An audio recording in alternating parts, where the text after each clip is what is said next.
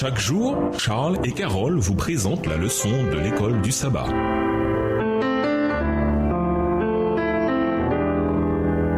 Bienvenue dans votre émission. Dieu nous parle. Nous voilà à la leçon de mardi, Honorer le Seigneur. Le livre des Proverbes ne concerne pas tant le bien et le mal que la sagesse et la folie. Quand on lit le livre du début à la fin, on voit les bienfaits de la sagesse et les pièges de la folie. Lisons Proverbe 3, les versets 1 à 10. Quelles merveilleuses promesses sont données ici. De plus, que signifie l'expression « les prémices de tout ton revenu » version Darby. Proverbe 3, les versets 1 à 10. Mon fils, n'oublie pas ces enseignements et que ton cœur garde mes préceptes, car ils prolongeront les jours et les années de ta vie et ils augmenteront ta paix. Que la bonté et la fidélité ne t'abandonnent pas. Lis-les à ton cou, écris-les sur la table de ton cœur. Tu acquerras ainsi de la grâce et une raison saine aux yeux de Dieu et des hommes. Confie-toi à l'Éternel de tout ton cœur et ne t'appuie pas sur ta sagesse. Verset 6. Reconnais-le dans toutes tes voies et il aplanira tes sentiers. Ne sois point sage à tes propres yeux. Crains l'Éternel et détourne-toi du mal. Ce sera la santé pour tes muscles et un rafraîchissement pour tes os. Honore l'Éternel avec tes biens et avec les prémices de tout ton revenu. Alors tes greniers seront remplis d'abondance et tes cuves regorgeront de mou.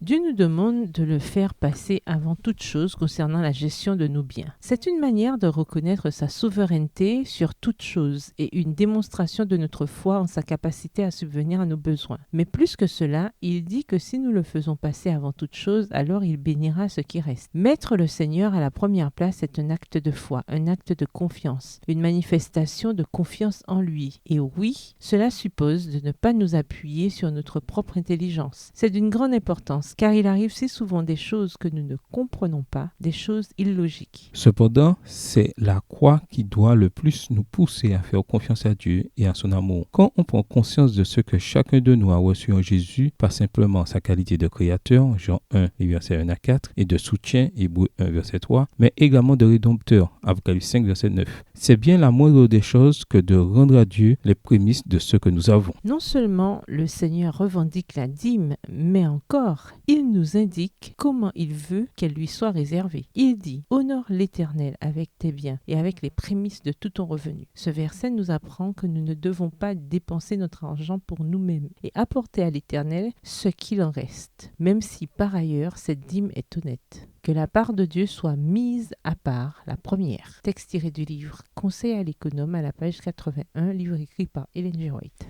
Dieu dit que si nous le faisons passer avant toute chose, nos granges seront remplies d'abondance. Pourtant, cela ne va pas arriver miraculeusement. C'est-à-dire que vous n'allez pas vous réveiller un jour et découvrir que tout à coup, vos granges et vos cuves sont remplies. À la place, la Bible est remplie de principes pour une bonne gestion, une organisation consciencieuse et la responsabilité financière dont la toute première est la fidélité envers ce que Dieu nous appelle à faire. Comment apprendre à faire confiance à Dieu et à ses promesses dans les périodes difficiles financièrement quand, même si nous cherchons à être fidèles, les granges et les cuves ne sont pas pleines? Au revoir. Et à demain si Dieu veut. Dieu nous parle. Chaque jour, Charles et Carole vous présentent la leçon de l'école du sabbat.